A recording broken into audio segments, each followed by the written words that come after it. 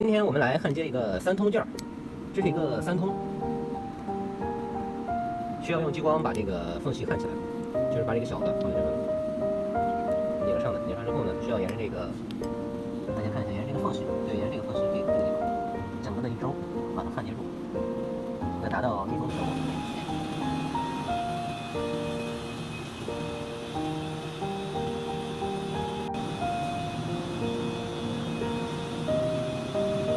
它的监控的面板，控制面板。左边那个小屏幕是显示它的实时检测的发电运动轨迹，发电的运动轨迹。这是它的操作面板。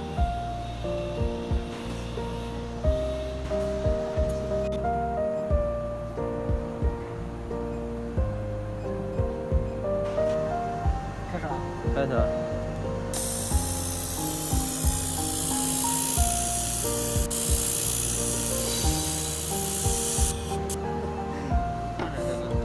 画面上来看，看还可以。